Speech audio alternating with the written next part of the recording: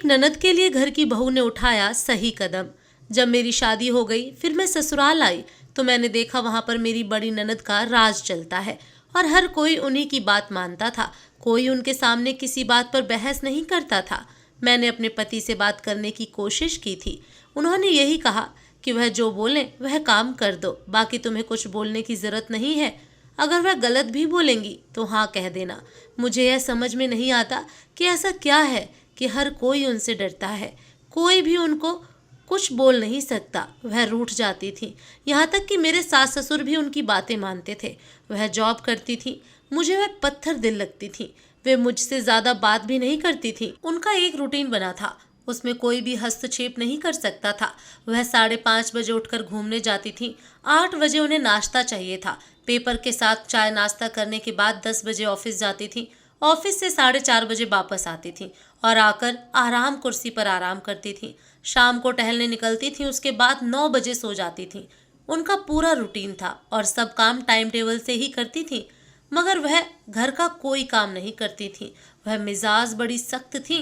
मैंने बहुत कोशिश की, ऐसा क्या कारण है दीदी का ऐसा रूखा व्यवहार है और सभी लोग उनकी बात मानते हैं, मगर मुझे समझ में नहीं आता था। मुझे उनसे नफरत होने लगी थी। एक दिन घर पर कोई नहीं था और मेरी मौसी सास आई। जब मैंने उनसे इस बारे में पूछा, उन्होंने बताया, राधिका, यह हमारी दीदी का नाम था। पहले ऐसी नहीं थी। वह बहुत ही मिलनसार लड़की थी और सबसे मिलजुल कर रहती थी, सबका काम करती थी। फिर उसकी शादी की उम्र हुई तो अच्छा लड़का और परिवार देखकर उसकी शादी भी कर दी। दीदी का परिवार बहुत अच्छा था।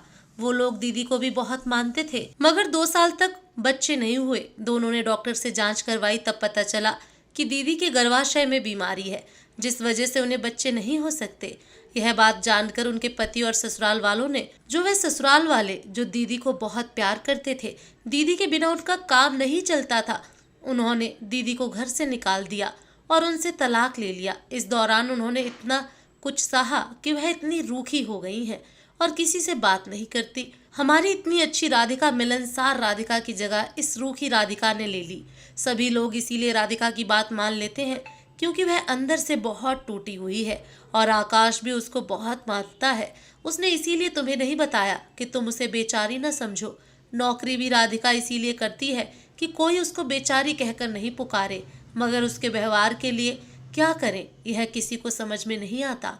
हम सब जानते हैं कि अंदर से वो बहुत ही मासूम है, मगर यह नहीं पता कि हमारी पहले वाली राधिका कैसे लाएं। मैंने जब यह बातें सुनी तो मेरे मन में दीदी के लिए बहुत ही सम्मान पैदा हो गया कि यह सब दीदी अपने स्वाभिमान के लिए करती हैं, ताकि कोई भी उन्हें बेचारी ना कहे और वह सर उठा कर रहे। उसके बाद जब आकाश आए तो मैंने उनसे यह बात बताई। मुझे मौसी से सब बात पता चल गई है। उस समय बात करते करते आकाश की आंखों से भी आंसू आ गए। मैं समझ गई थी वह अपनी बहन से बहुत प्यार करते हैं, मगर मुझे समझ में नहीं आ रहा था हम क्या करें जिससे दीदी के व्यवहार में थोड़ी नरमी आए। अब मैं उनसे से ज्यादा बात करने लगी। पहले तो मैं खुद ही उन्हें पसंद नहीं करती थी, इसलिए मैं ज्यादा बात नहीं करती थी, मगर अब मैं खुद ही उनसे बात करने लगी। हर काम के बारे में उनसे पूछने लगी, मगर उनका व्यवहार वैसा ही था। वह हाँ ना के अलावा कोई जवाब नहीं देती थी। वह ज्यादा सजती सवरती भी नहीं थी, बिल्कुल सादी रहती थी। मैं उन्हें कितनी बार बाजार जाने के लिए कहती, घूमने का कहती, मगर वह मेरे साथ कभी नहीं जाती। मुझे समझ में नहीं आ रहा था कि किस तरह मैं उनका व्यवहार चेंज करूं। इसी बीच पता चला कि मैं गर्भवती हूं। सभी लोग मेरा बहुत ख्याल रखने लगे, मगर राधिका दीदी मुझसे दूर ही दूर रहती थी। एक दिन हम सब बैठे ऐसे ही बातें कर रहे थे। आकाश कह रहे थे उन्हें बेटा चाहिए, मम्मी जी पापा जी बातें कर रहे थे और इसी बीच मैंने कहा कि मुझे बेटी चाहिए, बिल्कुल राधिका दीदी जैसी।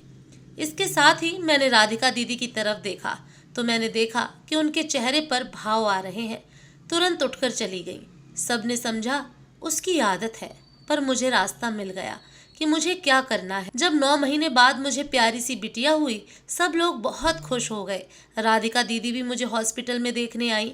उन्होंने कहा कुछ नहीं और बिटिया को देखकर जाने लगी। मैंने उनका हाथ पकड़ लिया और कहा कि दीदी यह नहीं चलेगा, यह आपकी बिटिया है, मैं आपको देती हूँ। इतना कहकर मैंने दीदी के हाथ में मेरी गुड़िया दे दी। दीदी की आंखों से आंसुओं की धारा गिरने लगी। ऐसा लगा उनका इतने दिनों का जो अवसाद था वो सब बह गया और उसी के साथ उनका रूखापन भी चला गया। जब सब आए तो वह दीदी का बदला रूप देखकर बहुत खुश हो गए। उन्हें अपनी पुरानी राधिका मिल गई थी और आकाश गर्व भरी नजरों से मेरी तरफ देख रहे थे। दोस्तों, इस कहानी से आप सभी की क्या राय है, कमेंट बॉक्स में जरूर लिखें और कहानी पसंद आई हो तो एक लाइक जरूर करें। धन्यवाद।